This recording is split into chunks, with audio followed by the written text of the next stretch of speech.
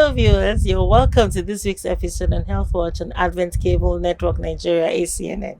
I am Angela Emeka Ebibu. Healthcare is becoming more unaffordable for many Nigerians, particularly the low-income earners. Ordinarily, public hospitals are usually cheaper and more affordable, but the trend is now fast changing because minimum wage salary earners can no longer confidently go to public hospitals for treatment as the costs are well out of their range.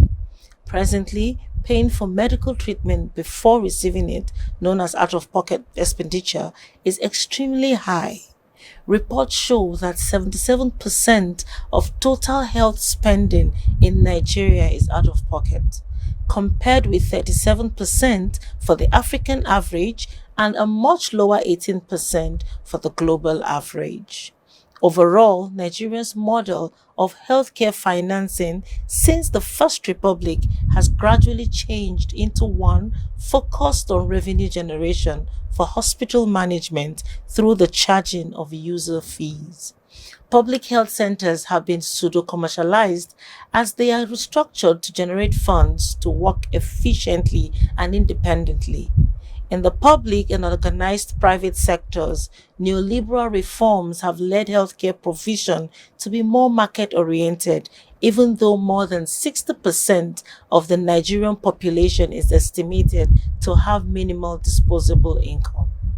So on May 19, 2022, the President of the Federal Republic of Nigeria, President Muhammadu Buhari, signed the National Health Insurance Authority Bill into law, thereby annulling the National Health Insurance Scheme Act, which has been in existence since 2004. This was announced with a lot of acceptance in the healthcare world, but didn't seem to make much meaning to the common man on the streets. One of the provisions of the law makes health insurance mandatory for all citizens and legal residents. So, on the program today, we shall be discussing the health insurance bill. How does it benefit us? Why does the law make it mandatory for all citizens? And we'll discuss much more. My guest on the program today is Dr. Ogeoma Okeka. He's a health insurance consultant. You're welcome to the program, sir.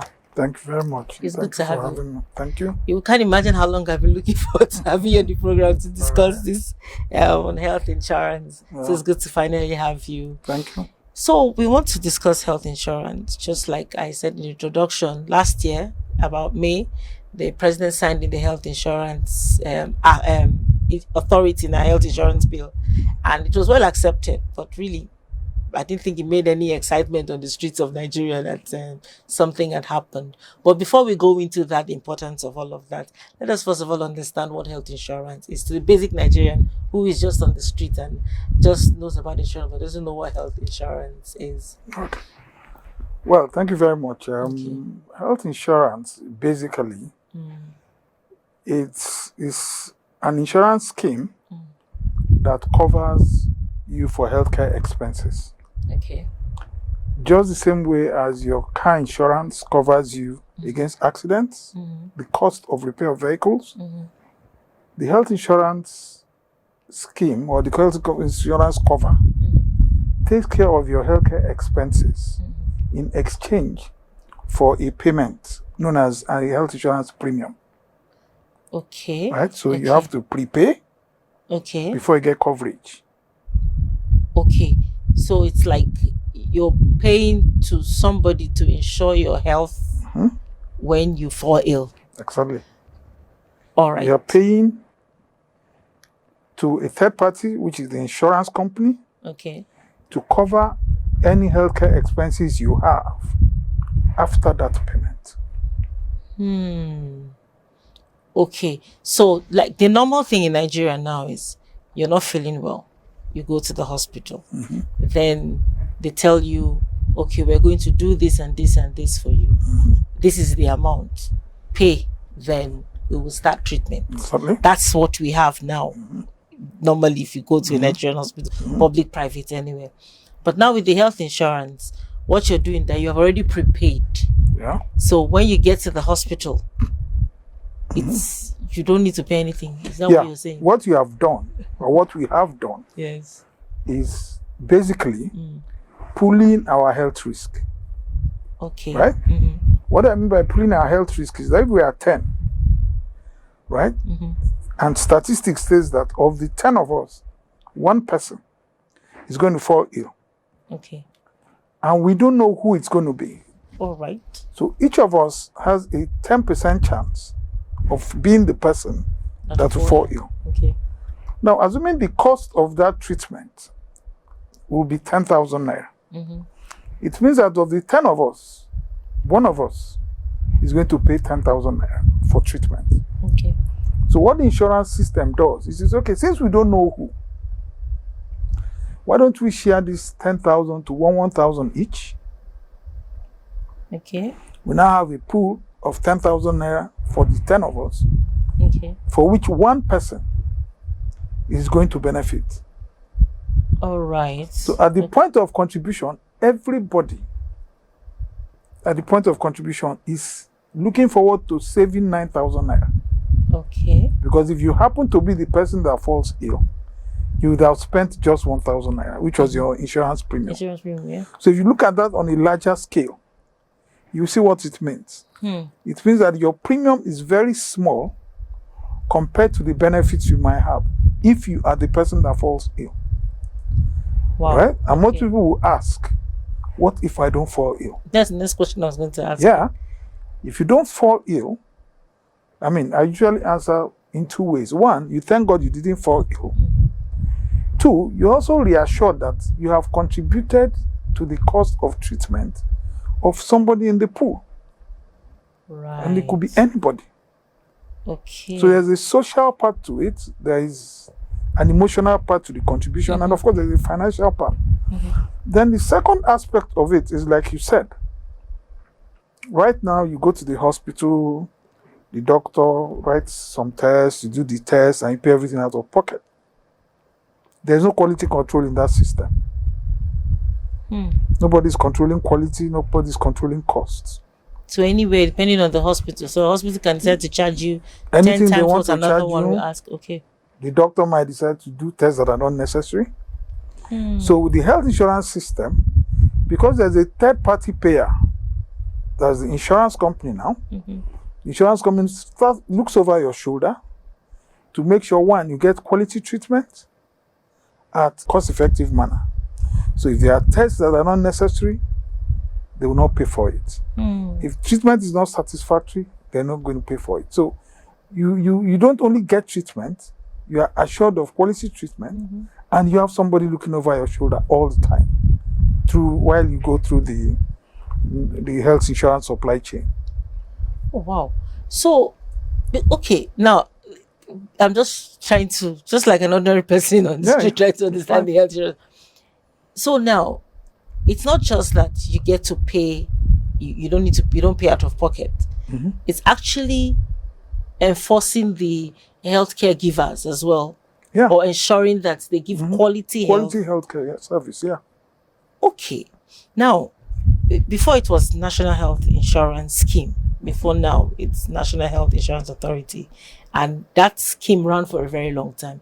And the studies showed that only 3% of Nigerians were covered, in that scheme. Was it because Nigerians didn't know? Or was it because the scheme was not doing the right thing? Or what was the problem then that made this new scheme to be signed in? And how would it have taken that long for us to figure out that there's problem? Okay, very simple. The first question I usually ask is, health insurance is an insurance scheme. Okay. It's not a healthcare product. Okay. And I think we started the foundation of it, right? The fact that it was seen as a healthcare issue and was the National Health Insurance Scheme, as it was then known, was under the Ministry of Health, was a first misnomer. It was the first thing that was wrong. Okay. Secondly, insurance as it is, the understanding and insurance penetration in the country is very low. Most people don't know anything about insurance, right?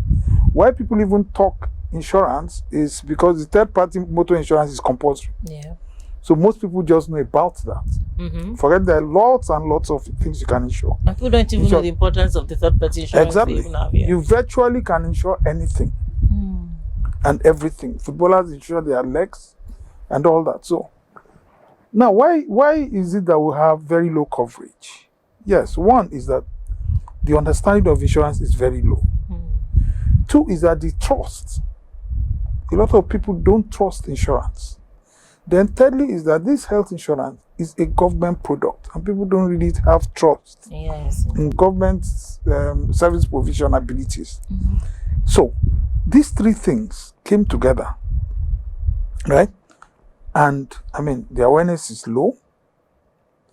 Insurance, trust in insurance is low. Trust in the provider, which is the government, is low. So that really led to why, I mean, the penetration of health insurance nationwide, I mean, was negatively affected. That's why the numbers are not there, right? Because with the number of people we have, I've been saying this in other fora, even at 1,000 naira per person, times 200 million people, everybody can get coverage per annum. Right? But the question now is, even where they know, are the premiums affordable? Okay. Right? Now, the 3% you are talking about is mainly made up of civil servants. Yeah, because it's mandatory. It's mandatory for them. Yes, it's deducted. The premium is deducted from source. And those in the formal sector. Right? And this will make up less than 10% of population. Right? The informal sector is where the numbers are.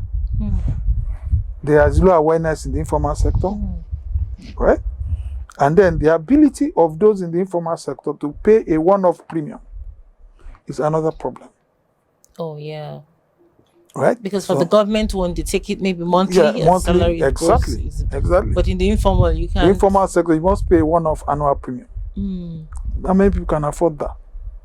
Even if they are wealthy, how many can afford it? Even if they can afford it, how many can trust government provision of services? So that's why the numbers are low.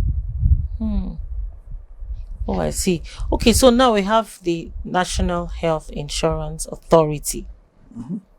So it makes it mandatory for every Nigerian now to have this thing. Because we're already seeing some of the challenges, just like the one you just pinpoint now, just what you pinpointed, the people in the informal sector who we have to pay a one-off, and really because people don't really bother, But my aim today is to try to see as many people that can know, or just to create an awareness of the importance of health insurance.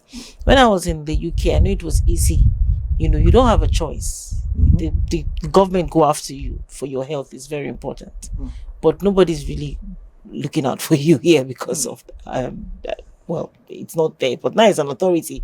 So why is it important for the Nigerian person to have or to be part of this insurance act or bill that is signing? Why is it important? I would say that insurance is sold by information. Okay. Right? Insurance is not sold like you sell a shirt or you sell a car or something.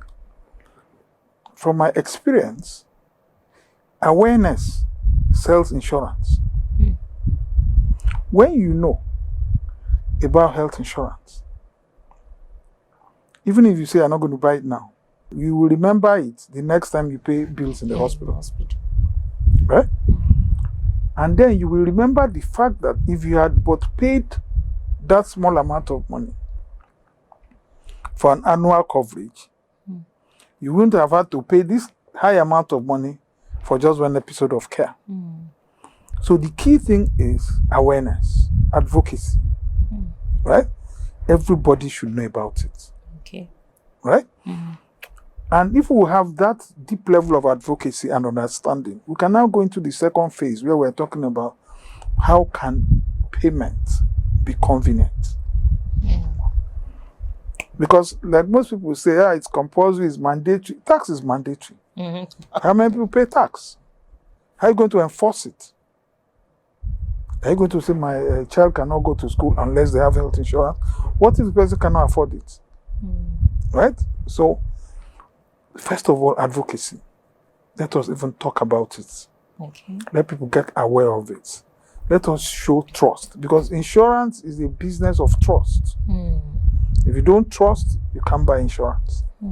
So those are the key issues. Those are the key factors. Yeah. It's not, I don't think the act, the change of nomenclature, making it mandatory is going to solve the problem of low coverage. What's going to solve that problem is awareness. Yeah. So people getting to know about the importance of insurance. Yes. Of insurance. Okay, let's start with one on this program today. With that awareness. So, if I pay a particular amount of money, maybe every month is taken out of my account. Every month is taken out of my salary. Like if you're a government worker, or you give it yourself. A year. You pay one-off. Yeah. One-off. So what happens when maybe you're not your child or somebody? If I know they do family coverage, they're different packages, but we'll talk about that later. So when you walk into, maybe you're not feeling well, and you walk into the hospital, how does the insurance make the difference between when you go and pay out of your pocket? You walk in and tell them, "Oh, I have health insurance." You get a number. You now put it there. You usually have a card. A card, okay. Right? Usually have a card. And there are companies, health maintenance organizations, which HMOs, okay, who are usually the intermediary. All right. In the NHIS scheme, they're usually intermediary between the NHIS enrollees, which is what we call you when you have a health insurance plan. Call you an enrollee. Between the NHIS enrollee and the healthcare provider, which is the hospital. Okay. Usually, your data will be available to the hospital even before you get there. Because so do you pick the hospital, yes, or any hospital? You would have chosen your hospital. Okay, that you're comfortable with. They're comfortable with, in a list of hospitals that will be presented to you. Okay. This will be done with the HMO when you. Yes, this will be done with the HMO, right? Okay. Because health insurance is a very large field, and we're just practicing one model of it. Okay. Which is the managed care model. Okay. Under this model, you choose a hospital. That hospital is going to act as your gatekeeper. Okay. So that hospital is your first point of call anytime you're sick. Right. No matter what ailment you have to get to that hospital first. Okay. And it's usually advisable that you choose a hospital close to you. All right. Right? However, what I notice is that most people want to go to the hospital that has a lot of facilities. Right? And that's one of the frustrations they have in the system. Okay. You don't need to go to a hospital that has all the facilities. All the services you are entitled to, right, you will get. And you don't have to get all of them in one facility. Okay. Right? Okay. Right? Okay. All it means is, if you go to that hospital, I usually say, go to that hospital you rush to in an emergency. Right? It's definitely going to be a hospital near your residence. Yes. Use that hospital. If you need services that hospital cannot provide, the hospital will refer you to another hospital that can provide it, all at no extra cost. Still on the same scheme. Oh, great. Great. The only cost to you might be the cost of moving from one hospital to the other. But for the service provision, you're not going to pay any out of pocket for as long as you're covered for that particular service. Oh, wow. Okay. Right? But where we see a disjoint is that most people want to take a hospital that has all the services, a one-stop shop. So you find somebody living in Karu, he's choosing National Hospital as a primary care provider. Because in his mind somewhere, National Hospital. Because his mind, yes, he has all the facilities there. But if he chooses that small private hospital on the scheme in Karu, and he needs to have even a surgery, right? He can be referred to National Hospital at no cost. The cost will just be the cost of transport. Transportation. Yeah. Okay. So you go in, get your treatment. You go in, you show your card, you are identified, you take treatment, drugs are prescribed for you. You go to pick up the drugs. Okay. On the NHIS scheme, there's a co-insurance payment of 10% of the cost of the drugs. Okay. That's all the out-of-pocket payment you're going to make. Okay. Right? So you pay just 10%, 10%, okay, of the cost of the drugs that are dispensed to you. Wow. All right. Okay. That's so all. if the drug they dispense is 10,000 naira, You're paying 1,000 naira. Okay. Okay. That's a huge saving. Oh yeah. Yes, oh, yeah. huge saving. Oh, yeah. And then that's it. Then that's it. Wow. Then you go with your drugs, right? Then the healthcare facility sends their claim for the total cost of your treatment, less the 10% you have paid, to the HMO. Okay. Then the HMO pays them from that pool that we created. Okay. Yeah. Okay, that's how it works. That's how it works. And so from there you can get to the hospital that need it and yes, yeah. all of that. Yeah. Oh, that's quite straightforward and easier simple. than, you get to the hospital, you don't have the money, you're going to beg or look for money if you can't afford it. Because we're looking at a large percentage of people. Let's even look at where you can afford it. Okay. And you have the money, right? But it's not accessible to you. Maybe you have an emergency. You have your money in your bank. You get to the hospital. Your ATM card doesn't work. Which happened recently, which happened a lot in the past couple of weeks, yes. Oh yeah, you want to do a transfer, the transfer doesn't work. Right? So what are you going to do? You have the money. Right? But you can't purchase healthcare with it. But where you just have a card, and all the hospital needs to see is your card, identify you, and see that you're on the list. And you get all the treatment you need. Well, this is coming as a very interesting information. Oh yeah, it is. Yeah. So I think it's very easy to get by this. But we're going to talk about how to even get on this scheme, because there's so many information out there. But let me talk about a couple of weeks I had a guest and we're talking about the primary healthcare. Does this also include the primary healthcare? Because in some communities, they are way far away from... I'm just trying to think of how they would even think of paying health insurance. They might not even know in the villages, in the local communities. But I'm just thinking in my head, those rural areas, does this still cover if you cover the... It's a nationwide thing. Yeah. The primary healthcare centers are there. They're supposed to be on the NHIS provider network. Okay. Right? Now, like I said, why do we have problems in the rural areas? They are informal sector people. And like I mentioned initially, how many of them can pay an annual premium? Right? Even if you are salaried, if I have you pay for your insurance, for your family on an annual basis, you're going to think twice. Right? But it's simpler when it's picked up on a monthly basis, instrumentally, right? Now, what I've advocated in the past is, if you go to farming communities, for example, farming is seasonal. They have a time where they are harvesting. After they harvest, what do? They sell, right? Can we pick up the premiums as farm produce? Why not? Wait, so they pay for... No, farm produce. I'm trying to understand how that should... Yeah, if the man is plants yam, right? He's going to cultivate the yam at a particular time of the year. Yes. That is when he's going to be funded enough to pay for his health insurance. Okay. Right?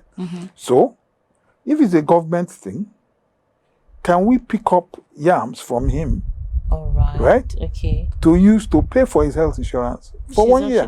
Which is actually... These are methodologies that are there. It's just to cone down on them, to make payment. Like I said before, awareness is one thing. Yeah. Ensuring that even when the people want to get the plan, that a payment process that is easy and convenient is made available. Because you can be able to pay, but not willing to pay. Okay. At the same time, you can be willing to pay, but not able to pay. And these two factors must be there right? For that purchase to be made. To be made, yeah. Right? And these are essentials. Right? So the issue we have so far now is the informal sector people. Yeah. Right? And making it mandatory doesn't solve that problem. Doesn't solve that problem, exactly. Right, it doesn't solve that problem. Exactly. It doesn't solve the problem. Because you're not still even, because if there's a way to make it a monthly thing, I think even the PENCOM has that issue as well. You know, it's not easy to marry the informal sector into most of the schemes they're having. And well, so far, I'm thinking, okay, so in the coverage now, does this involve women and children? Because that's always very important. Wow. Everybody. The covers maternity, covers ANC, covers even cesarean sections. Right? Covers childhood illnesses. It's comprehensive. Wow. But okay, but it has different levels, isn't it? Different layers when you come to the HMOs now. Because I know you're an expert in that HMO thing. I know, you know. Okay, so when you go to the HMOs, you know, they give you different packages. You know, some of them are smaller and they tell you what you cannot get in this coverage. Some of them are more. Is that how it's supposed to be, or that is their own tool or marketing method of doing it? Because I've not even offered some, and you see, they tell you 15,000 naira and you get this, but there's somebody that's going to pay 70,000 now. Obviously, you're not going to be getting the same kind of coverage. Is this the standard, or it's just a marketing? Okay, I think in answering that question, I will say to you that there are two routes to get health insurance. Okay. The NHIA package is a social health insurance package. It's supposed to cover everybody. Okay. Right? So, it is not really risk-based. Okay. Right? It's the same treatment for everybody. It's the same coverage for everybody. Oh, wow. It's social. Okay. Right? And that's why it's not so expensive. Right? It's not based on the amount on your health status or anything. Okay. Right? So, the benefit package for everybody is the same. All right. Right? Okay. For the formal sector persons under the NHIS scheme, which is social scheme, the premium is based on your pay. It's a percentage of your pay. Okay. Right? It means that the driver pays less than the MD. The MD, of course. Right? Of course. Yes. So, it is based on your ability to pay. But in the private health insurance system, it is based on the kind of services you want. The kind of providers you want is stratified. Okay. Right? It's stratified. So, it also relates to your health status.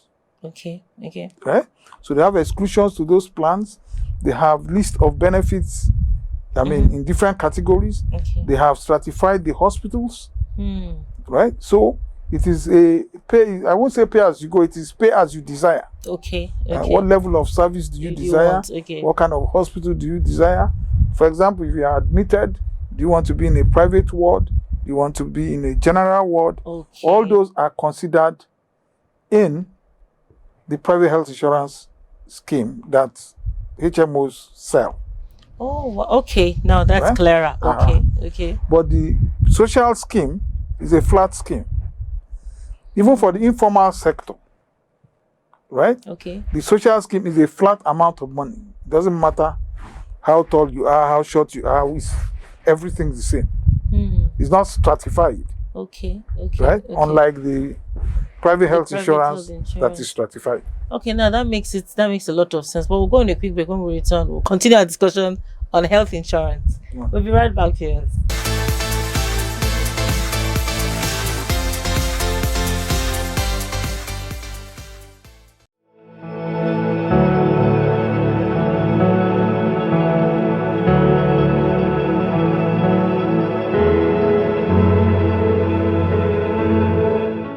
In terms of true worship, we must seek the Lord.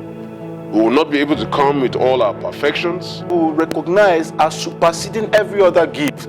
So love, in essence, is very important. Our position is who we are. Our disposition is the way we relate to who we are.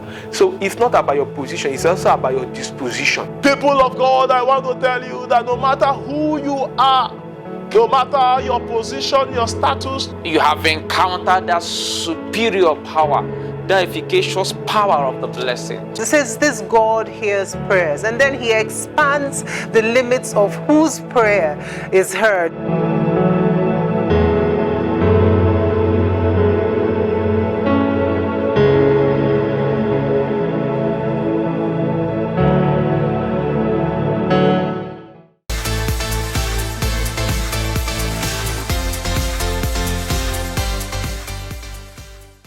Welcome back, viewers. Before we went on the break, we were discussing the National Health Insurance Authority, and my guest is still Dr. Obioma Okeka, and is a health insurance consultant. Thank you so much. Thank you. I've learned a lot today, because I really didn't know this, actually, that there's a difference, in the, because I know I was looking at the package what a hospital gave me, and it was like ambulance care, ambulance flight, and I'm like thinking, can everybody afford this? So I didn't know that there was the flat one. So do we have a cost for the flat one?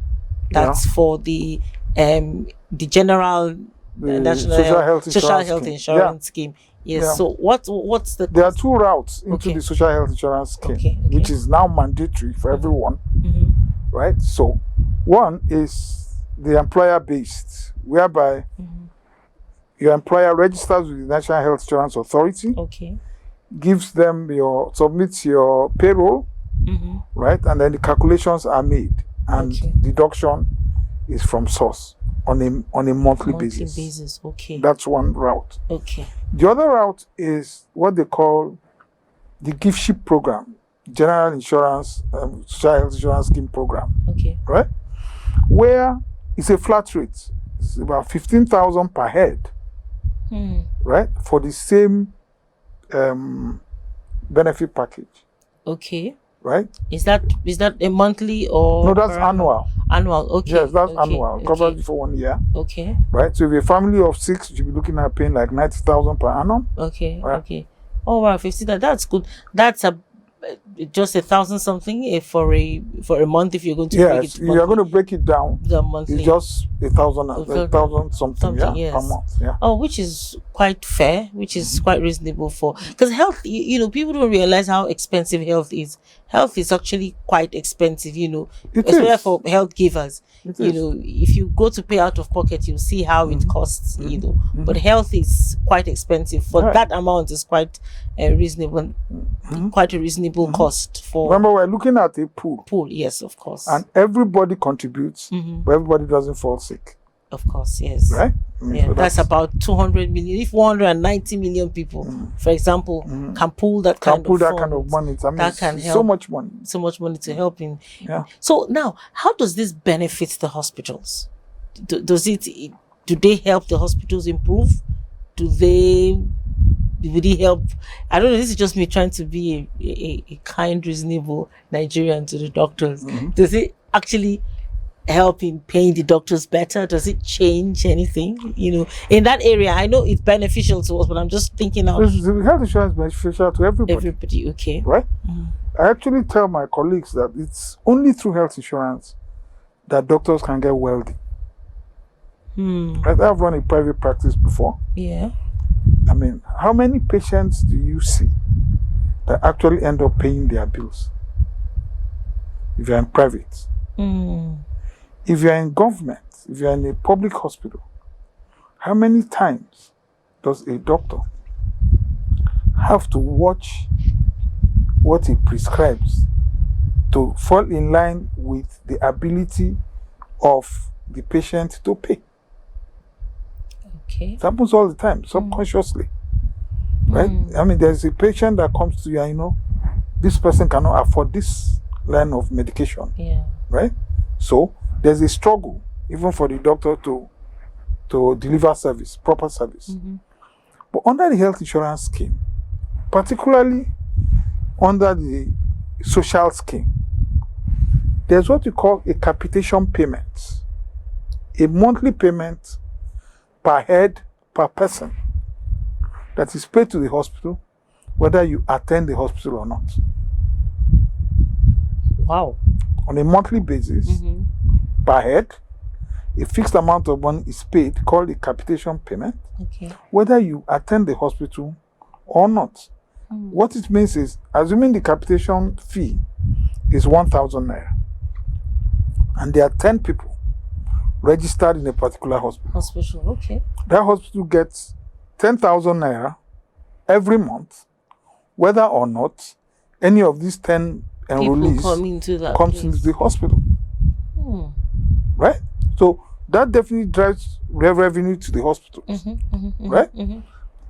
The second leg of it is, if you treat these 10 people, any of them that falls ill, well, if you treat them well, by word of mouth, they will attract more people More to you. people, yes. So what happens? Your capitation revenue increases. If you treat them poorly, they will leave. And as they leave with their capitation money. So you see, even this competitive manner, Yeah. right, will lead to quality. Of course, yes. Right? So It now will you lead to treat your better patient customer better. service, right? Which was not there in healthcare delivery before, because doctors used to see themselves as doing the patient a favor, yeah. right? Right now, it is that patient that drives revenue to you. If you treat him nicely, I mean, he will not only remain with you, he'll attract more people. Wow. Right? So now, let us look at a hospital that has an enrollee base. Okay, let's say you are a hospital in Karu. Yeah. And you are within an environment. And you have 2,000 people in that environment that have registered with you because you are very nice to them. And then you say 2,000 times 1,000. Okay, although the capitation fee now from the NHI is 750 naira. Wow. Right? So you have 2,000 people, right, registered under your hospital. Let me even say 1,000 people. Yes. Right? Registered under your care. And your hospital in Karu. That means you are going to get 750 times 1,000. That's 750,000 per month. Wow. Right? I mean, definitely, if you have that kind of money, you should be able to improve your service. Your you should be able services, to improve yes. the environment. Yeah. So I would say yes. It helps the doctors. It drives revenue to hospitals, right? And tries to ensure better customer service and better quality treatment. So it's not only beneficial; it's actually even giving power to the patient as well. Because now, if they don't treat you well, I'm moving. Yeah, not just moving, right? You know, there's a third-party payer you can report to. Oh, if you don't think you were properly the HMO, treated, yes. you report to the HMO, right? And the HMO can take up your case, whether it is a quality issue or a non-clinical issue. The HMO can take it up, right, between them and the hospital. And that asymmetry of knowledge that was existent between the patient and the doctor is breached by the HMO. Yes. And so the HMO can decide. Even if you as an enrollee comes over and says, oh, the low quality treatment was given to me, you are not in the position to know what low quality treatment is. But the HMO has personnel who can look at how you were treated and say, yes, no, this is good. Right? This is good treatment. Or on the other hand, if it is poor treatment, they get back to the provider and say, no, this is not right. This is the way this person ought to have been treated. And we have a lot of those cases. Yeah. Where people were not given proper treatment clinically, or where people were not given proper non-clinical services. I hope my viewers are watching and hearing what I'm hearing, because I mean, this is giving power to the patient. You know, people complaining, oh, they didn't attend to me well and all that. You can stop that by joining the health insurance scheme health insurance scheme. Yes. And what I'll say here is most Nigerians they don't give formal written complaints. Yes. And the HMO cannot follow up your case if it is not written. Right? I have seen a lot of people high up in government who ought to know better. They just say, oh, I went there, they didn't give me good enough treatment, I just abandoned it. No. Our systems cannot work that way.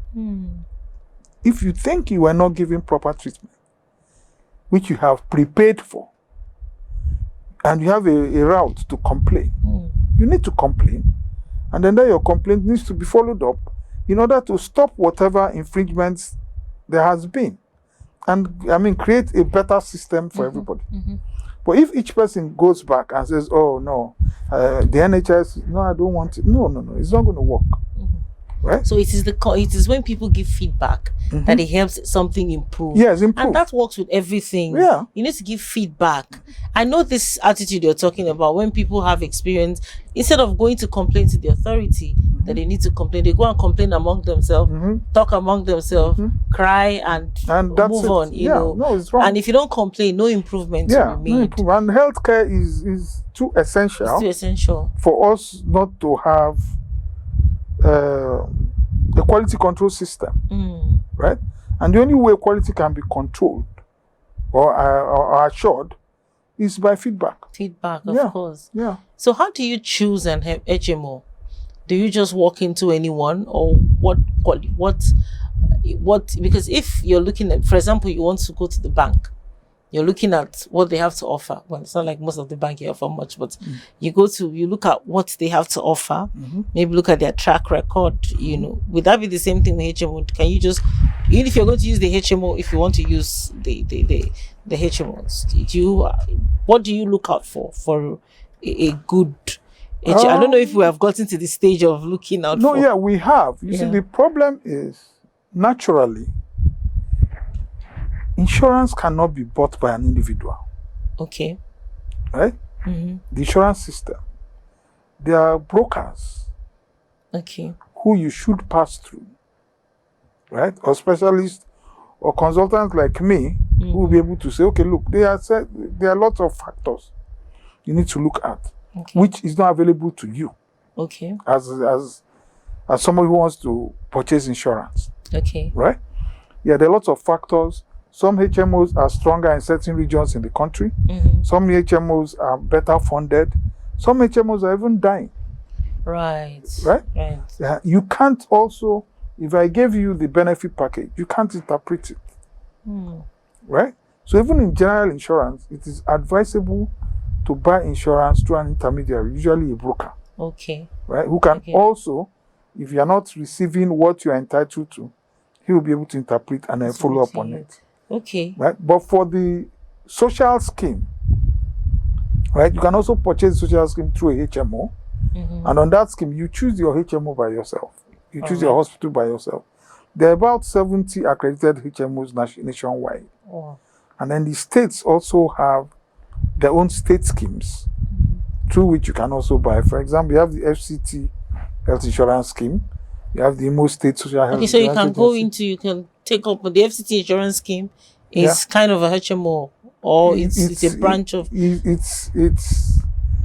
It's not really a HMO. Okay. It's a health insurance scheme, just like the NHIA is a national health insurance scheme. Okay. It's like a state State's health insurance scheme. Yeah. Okay, all right. So you can take the state one, you can take the national one, you can buy a private scheme from the HMOs. So which means it gives the customer, it gives the average Nigerian a lot of options. Yeah, yeah, to options. take from.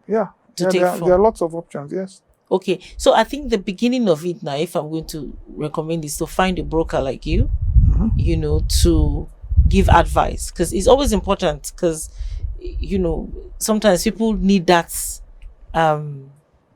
consultation. Yes, you know? yes, you do. This is what and I know you do that a lot. I even know that you have done the whole HMO and you've done it successfully. Yes, so people need to have that person. That interface, yes. Yeah, interface. So we know exactly what you want, what is good for you, where you will get it.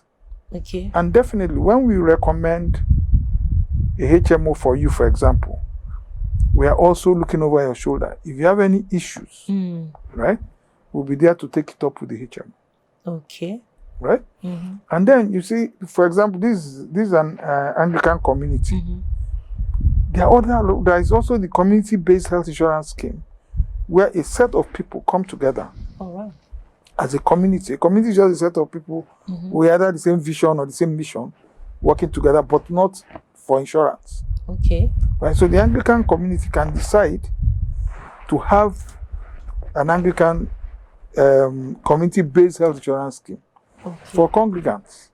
Oh wow. Yeah, you can do that, and it will be registered by the NHIA. And then you determine what benefits you want. They are costed, and then you can run it on your own.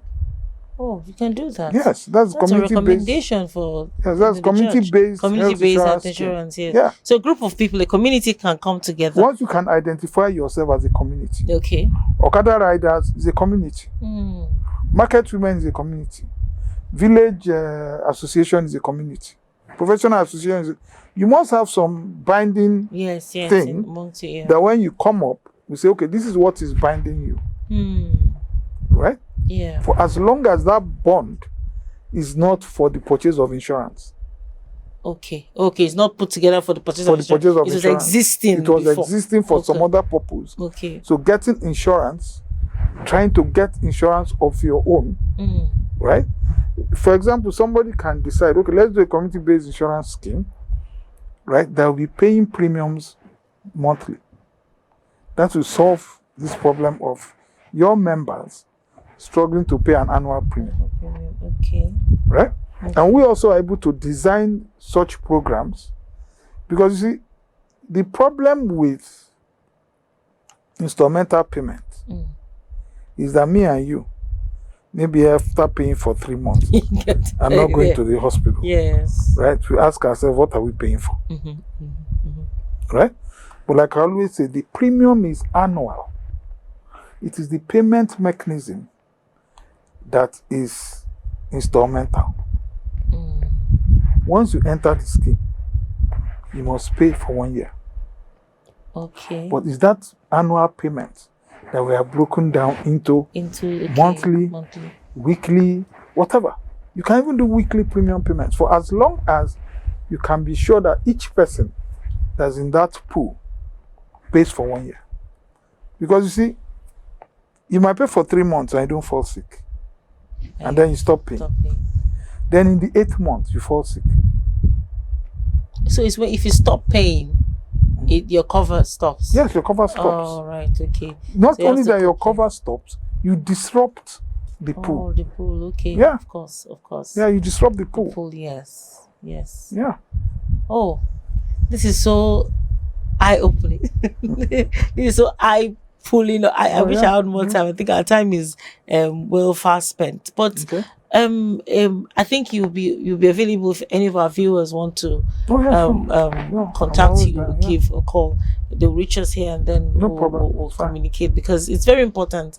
I believe so much in health insurance because I think that's the way forward. And based on what you have explained today, you can see that it actually gives the power to the patient. Oh yeah. Yes. And you see, one of the issues in this country now is that there's a lot of attention on building health centers.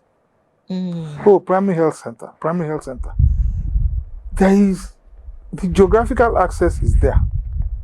How about the financial access? You have a health center in your community, but the members in the village cannot access it because they don't have money.